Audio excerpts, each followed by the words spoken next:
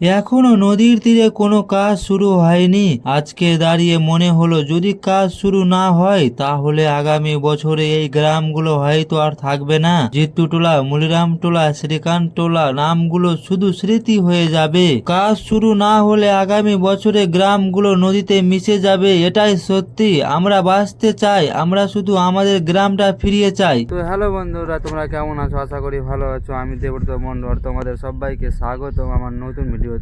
আমি বিকেলের খাওয়া দাওয়া করে চলে আসলাম নদীর ধারে, আর আজকে নদীর ভিউটা আমি তোমাদের সাথে শেয়ার করছি।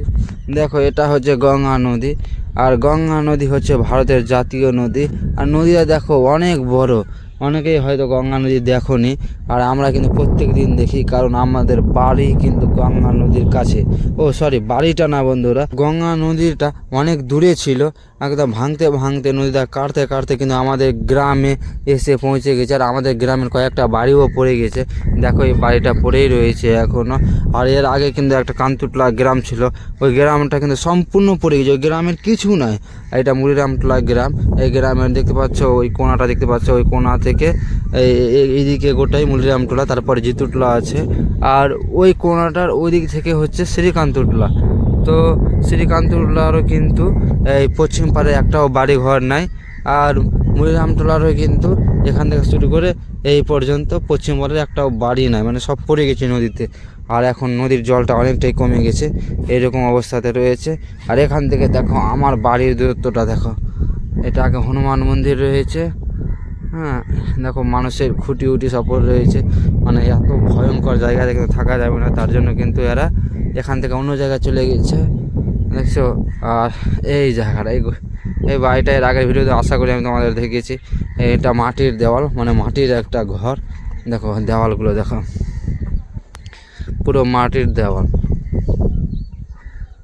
দেখো ঘরটা অনেক পুরাতন ছিল। এই আর এটা হচ্ছে রান্নাঘর ছিল, আর এখানে আমাদের বাড়ি ছিল। তো এরা এই ঘরটা পড়ে গেছে, আর ওরা এখন এখান থেকে অন্য জায়গায় চলে গেছে। আর তোমাদের আমি দেখাচ্ছিলাম কি এখান থেকে আমার বাড়িটা। তো দেখো, এটাই হচ্ছে এখন নদীর কিনারা, নদীর কিনারা। আর নদীর এইখান থেকে দেখো আমার বাড়ির দূরত্বটা দেখো কত কম। সামনে দেখতে পাচ্ছ একটা লাল বোর্ড লেগে আছে, ওই লাল বোর্ডটাই হচ্ছে আমার বাড়ি। আমার বাড়িটাও ভেঙে নিয়েছি, সামনে একটু কিছুটা অংশ বেঁচে রয়েছে, বাকি অংশগুলো কিন্তু এই নদী ভাঙনের জন্যই কিন্তু আমি নিয়েছি।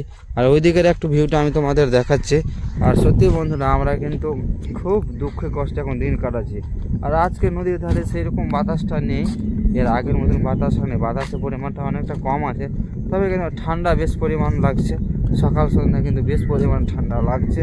আর এখন দেখো, এদিকে সবাই কিন্তু সবজি লাগিয়ে দিয়েছে, হ্যাঁ, মানে এখন এইটুকু বেঁচে আছে মানুষজনের।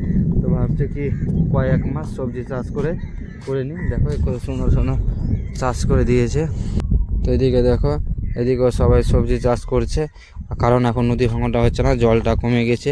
যখন আবার বর্ষাকাল শুরু হবে, জলটা আবার বাড়তে শুরু করবে, তখন আবার কিন্তু ভাঙন শুরু হবে, কারণ কোনো রকম কাজ শুরু হচ্ছে না নদীতে। দেখছো কী পরিস্থিতি হয়ে আছে, একদম বিশাল পরিস্থিতি হয়ে আছে, কি বলবো আমি তোমাদের।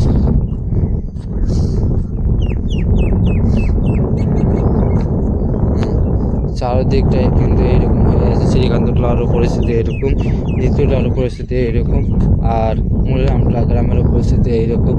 কিছু করার নেই, কাজ কিন্তু কেউ কোনো সরকারি কাজ করছে না। তো তোমরা সবই দেখলে মুলিরামটোলা গ্রামের অবস্থা খুবই খারাপ। আর গত 2-1 মাসের মধ্যে যদি নদীতে কাজ শুরু না হয়, তাহলে কিন্তু মুলিরামটোলা গ্রামটা এর পরের বছরে কিন্তু থাকবে না, সম্পূর্ণ গঙ্গা নদীর পেটে চলে যাবে। কারণ আমি তোমাদের দেখাচ্ছি আরেকবার, দেখো নদীর কিনারাটা এখন অনেক, মানে নদীর কিনারা থেকে এখন জলটা অনেক দূরে। আর বর্ষাকাল যখন শুরু হবে, তো এই নদীর জল বাড়বে, আর নদীর জল বেড়ে কিন্তু কিনারাতে পৌঁছে যাবে। আর তারপরে যদি কোনো কাজ না শুরু হয়, কোনো কাজ না করা হয়, শক্তপোক্ত কোনো কাজ না করা হয়, তাহলে আবার কিন্তু ভাঙন শুরু হবে। আর ভাঙন শুরু হলে দেখতেই পাচ্ছ সামনে মুলিরামটোলা আছে, ওইদিকে শ্রীকান্তটোলা রয়েছে, ওইদিকে রয়েছে জিত্তুটোলা। তো এই 3টে গ্রাম তো এর পরের বছর থাকবেই না, যদি কোনো কাজ শুরু না হয়, তো সম্পূর্ণই কিন্তু গঙ্গা নদীর পেটে চলে যাবে। আর আমাদের রাজ্য সরকার, কেন্দ্র সরকার, কোনো সরকারই এখন কাজ করছে না। দেখো নদীর কিনারে দাঁড়িয়ে এখন কোনো প্রকারের কাজ শুরু হয়নি। তো তো জানি না কাজ শুরু হবে কি হবে না। তো তোমরা ভিডিওটা বেশি বেশি করে শেয়ার করো যেন কারো কাছে ভিডিওটা পৌঁছায়। আর তোমরা তো সবই দেখলে কি মনিরামটোলা গ্রামের দুর্দশা কতটা আর কতটা খারাপ অবস্থাতে রয়েছে। তো আজকের ভিডিওটা এই পর্যন্তই, এরপরে দেখাবে অন্য ভিডিওতে। এই ভিডিওটা তোমরা অবশ্যই শেয়ার করো আর ভিডিওটা শেষ পর্যন্ত দেখার জন্য তোমাদের অসংখ্য ধন্যবাদ জানাই।